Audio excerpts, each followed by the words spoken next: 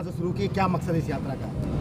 भारत माता की vote for nation, vote for Modi, इस नारे को लेते हुए 12 फरवरी को तमिलनाडु में इस यात्रा को मैं शुरू किया हूँ। तमिलनाडु से दिल्ली तक 21,000 किलोमीटर 65 दिन 15 राज्यों में भ्रमण कर रही हूँ। अभी तमिलनाडु से 12 फरवरी को हमने शुरुआत की है। तमिलनाडु, पांडिचेरी, आंध्रा, तेलंगाना, कर्नाटका, गोवा, छत्तीसगढ़, झारखंड, उड़ीसा, बिहार होते हुए हम यूपी में मतलब चौथा दिन हम प्रवास कर रहे हैं। इसके बाद हरियाणा होते हुए दिल्ली में 18 अप्रैल को समापन होगी। कितने किलोमीटर आप यात्रा कर चुके हैं? अभी तक 18,000 प्लस किलोमीटर यात्रा कर चुके हैं और प्रयागराज सुबह आए थे, सुबह फतेहपुर आए हैं।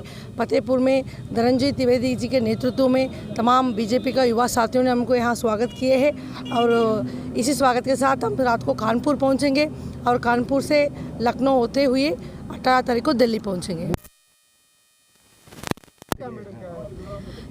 मेरा इस 21,000 किलोमीटर का उद्देश्य है कि नरेंद्र मोदी जी तीसरी बार प्रधानमंत्री बनना है। एक सक्षम भारत के लिए, विकसित भारत के लिए, एक मजबूत भारत के लिए अगर पूरा देशवासियों ने भारत को विश्व पटल में देखना चाहेंगे तो मोदी जी का तीसरी बार नेतृत्व जरूरी है।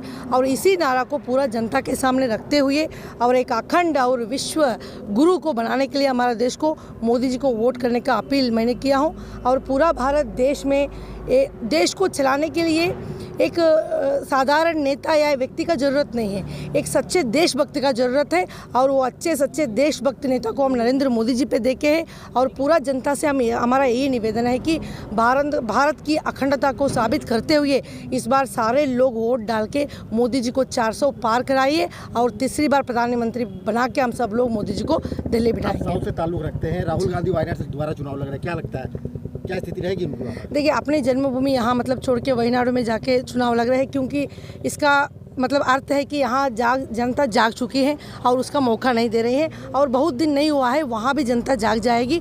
इस बार साउथ में बहुत अच्छा माहौल है। आंध्रा, तेलंगाना, कर्नाटका, तमिलनाडु से तमाम 440 प्लस सीटें इस बार मोदी जी को मिलेंगे, वहाँ की जनता देगी। तो धीरे धीरे वहाँ की जनता जब जाग जाएंगे फिर देखेंगे वहाँ से फिर कब कहाँ जाएंगे। स्थिति क्या है वहाँ पर, क्या लग रहा है आपको? इस बार बहुत पॉजिटिव है। मतलब मैं वायनाड का बात नहीं कर रहा हूँ, पूरा साउथ का बात कर रही हूँ। 22 प्लस सीट्स हमारा कर्नाटका में हमको मिलेंगे, 15 प्लस सीट्स आंध्रा में मिलेंगे और 7 प्लस सीट्स तेलंगाना में मिलेंगे, 5 प्लस सीट हमको तमिलनाडु में मिलेंगे। तो 40 से ऊपर सीटों ने साउथ से इस बार मोदी जी के लिए वहाँ लोग भेजने वाले हैं। राहुल जीत रहे कि नहीं जीत रहे, क्या लग रहा है आपको? फिर यहाँ से जाके भाग करके वहाँ गया है तो वो तो जनता फैसला लेंगे, वहाँ जीतेंगे कि जिताना है कि उनको हराना है। तो हमारा साउथ में तो अभी लगभग कर्नाटका, तमिलनाडु नहीं, तेलंगाना, आंध्रा तक बहुत पॉजिटिव माहौल है। माहौल आपने जायजा लिया होगा वायनाड का, क्या स्थिति है, माहौल क्या है वहाँ पर, क्या लग रहा है आपको? तो माहौल तो ठीक है वहाँ, तो मतलब उसकी वोटिंग के हिसाब से तो वहाँ माहौल है। फिर इस बार तो देखना पड़ेगा कि इतना ज़बरदस्त जीत तो वहाँ नहीं होगा। जीतेंगे ये कहना है? राहुल जीतेंगे। 15 राज्यों में लगभग सफर कर चुकी हैं आप, जो है बुलेट से, जो है क्या लग रहा है, कैसा माहौल दिखा इन राज्यों में? देखिए, 15 राज्यों में से 18,000 किलोमीटर हम आ चुके हैं और जहाँ भी देखिए इस बार 400 अगर पार भी करके ज़्यादा सीट्स मोदी जी को आएंगे, इसमें कोई शक नहीं है। क्योंकि जैसे पॉलिटिकल बात मैं नहीं कर रही हूँ, जनता के साथ मैं जुड़ के मिल के आ रही हूँ।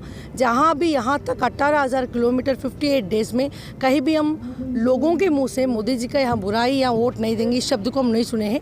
अपार्ट फ्रॉम द पॉलिटिक्स मैं बात कर रही हूँ, तो आपका क्वेश्चन तो पॉलिटिकली कर रहे हैं, हम अपार्ट फ्रॉम द पॉलिटिक्स बात कर रही हूँ। तो जनता मोदी जी के साथ है।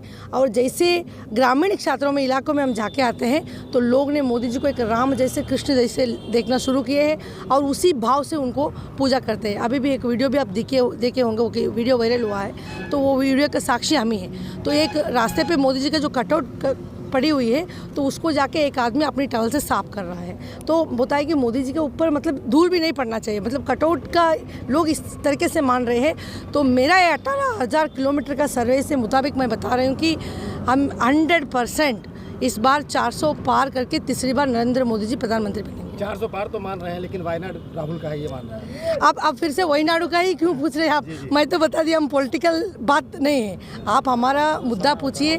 और वैसे ही मैंने आपको जो जिस स्टेट हमने मेंशन किया है उसमें तो केरला आई ही नहीं। हम तमिलनाडु, पांडिचेरी, आंध्रा, तेलंगाना, कर्नाटका, गोवा, महाराष्ट्र, छत्तीसगढ़, झारखंड, उड़ीसा, बिहार होते हुए अब यूपी आए हैं। इसके बाद हरियाणा होते हुए दिल्ली जाएंगे। मैं फिर से बोल रही हूँ, लोगों को ज़्यादा दिन आप गुमराह नहीं सकते हैं। पहले देखिए जी, जो बात जिसके लिए आप बात कर रहे हैं कि उस पार्टी का प्रधानमंत्री कैंडिडेट कौन है, तो आप ही लोग पूछना है इस बात को और लोगों को बताना है कि कौन प्रधानमंत्री कैंडिडेट है और किसके नाम पे लोग वोट देंगे।